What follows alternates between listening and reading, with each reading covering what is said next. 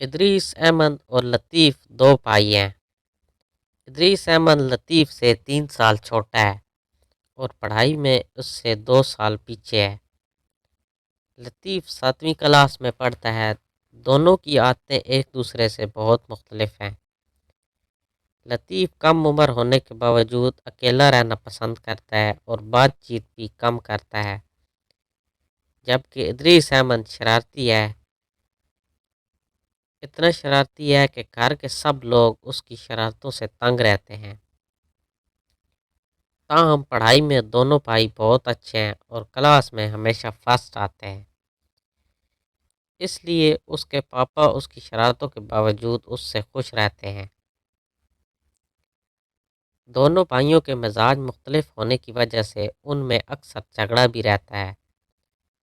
شرارتی ادریس احمد کو اپنے چھوٹے بھائی لطیف کو چڑھانے میں بے حد مزہ آتا ہے، لیکن اس کا مقصد لطیف کا دل دکھانا نہیں ہوتا، بلکہ وہ صرف اسے ہنسانے اور اس سے کھیلنے کے لیے ایسا کرتا ہے۔ جبکہ لطیف اتنا ناراض ہو جاتا ہے کہ کئی دن تک اس سے بات نہیں کرتا۔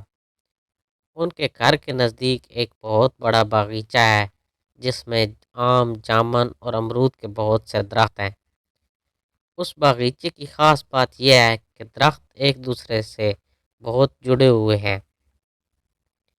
امرود کی ڈالیوں پر اکثر ہی ڈھیر سے طوطے اور چڑیاں بیٹھے ہوتے ہیں، جنہیں دیکھنا لطیف کو بہت اچھا لگتا ہے۔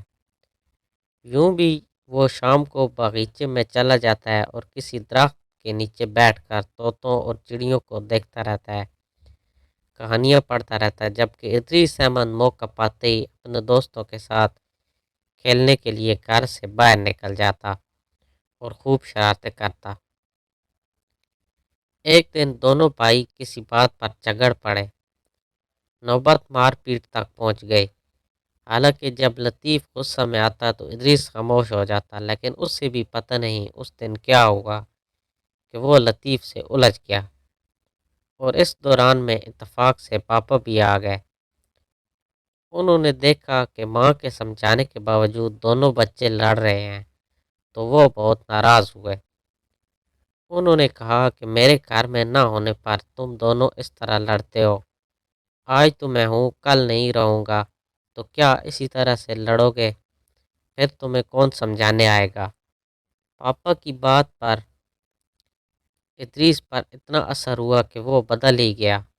وہ لطیف سے زیادہ خاموش اور اکیلا رہنے لگا۔ لطیف کو ادریس کا بدلا ہوا یہ روپ کچھ اچھا نہیں لگا۔ وہ سوچنے لگا کہ بھائی کا رویہ میرے ساتھ ایسا تو نہیں تھا، وہ تو چڑیوں کی طرح ہمیشہ چہکتا رہتا تھا، یقیناً میری وجہ سے یہ سب ہوا ہے۔ اس کو پہلی مرتبہ یہ محسوس ہوا کہ ادریس کی شرارتوں کی وجہ سے ہی گھر میں رونق لگی رہتی تھی۔ اس نے اپنے گھر میں ایسی اداسی کبھی نہیں دیکھی تھی۔ یہ سوچتے سوچتے وہ باغیچے کی طرف بڑھا۔ اچانک اس کی نظر پاس والے امرود کے درخت پر پڑی۔ اس نے دیکھا کہ ایک طوطا اپنی چونچ سے اپنے بچے کو امرود کھلا رہا تھا۔ یہ دیکھ کر اس کو اپنی ماں یاد آ گئی۔ تب بھی آسمان کالے کالے بادلوں سے گھر گیا اور زوردار آندھی کے آثار بننے لگے۔